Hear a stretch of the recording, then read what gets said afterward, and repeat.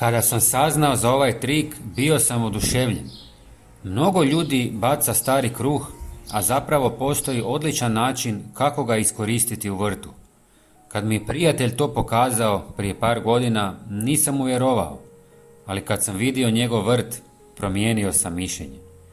Zato želim to podijeliti i s vama.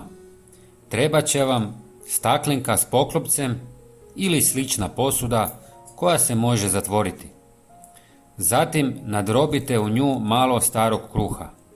Nije važno je li bijeli ili crni.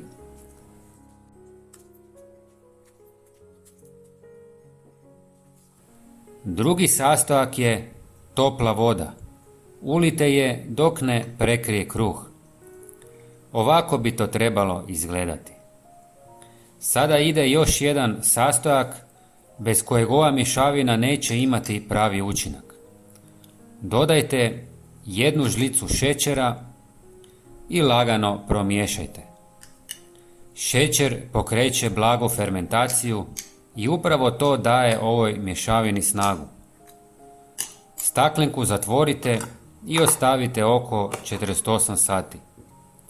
Za to vrijeme kruh će se djelomično raspasti, a voda će izvući korisne tvari.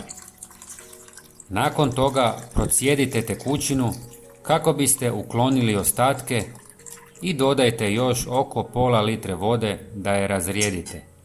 Smjesa je već spremna za upotrebu, ali može biti još učinkovitija uz jedan dodatak. Dodajte 100 ml čaja od koprive.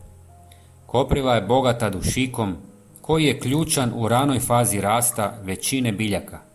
Potiče razvoj zelene mase i povećava otpornost na bolesti. Kombinacijom ovih sastojaka dobivate hranjivu tekućinu koja može koristiti vašem vrtu. Najbolje je uliti u tlo oko biljaka otprilike 2 puta mjesečno. Posebno odgovara rajčicama, paprikama i krastavcima jer potiče jači rast i čvršće stabiljke.